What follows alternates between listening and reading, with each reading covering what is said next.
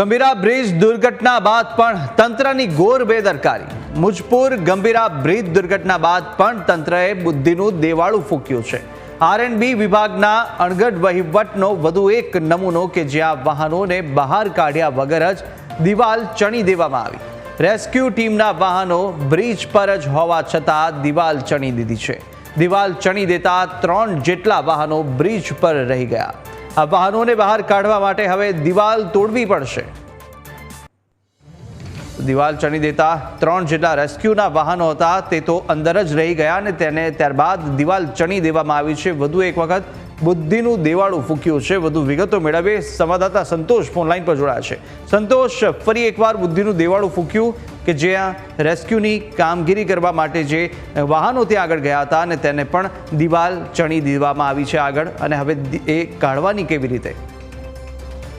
બિલકુલ કુશાગ્રહ, જે રીતે વાત કરીએ તો સમગ્ર ઘટનાની 21 લોકોના મોત નીપજી ચૂક્યા છે, પરંતુ ક્યાંક ને ક્યાંક ફરી એકવાર આરએનબી વિભાગના અધિકારીઓએ બુદ્ધિનું દેવાળું ફૂંક્યું છે. કારણ કે જોવા જઈએ તો છેલ્લા 5મો દિવસ છે આજે. હજુ પણ એક મૃતદેહ છે તે હાલ છે તે કહી શકાય કે જે મહીસાગર નદીની અંદર છે તે ગુમ છે. હજુ પણ તેને તંત્ર દ્વારા શોધવાની કાર્યવાહી કરવામાં આવેલી રહી છે.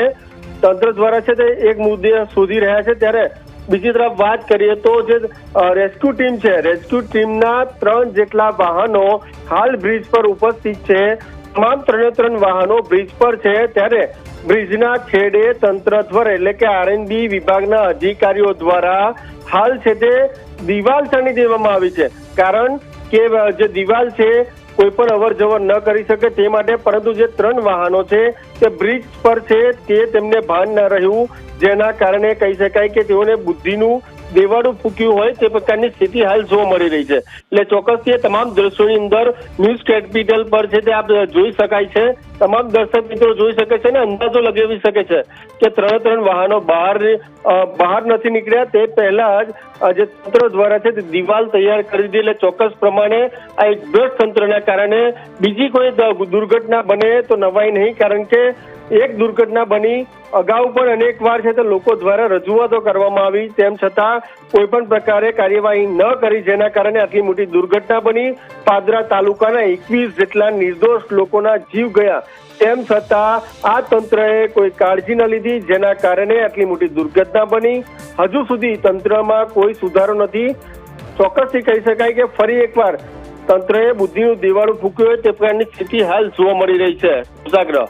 બિલકુલ સંતોષ, માહિતી સાથે જોડાવા બદલ આપનો આભાર. તો ગંભીરા બ્રિજ દુર્ઘટના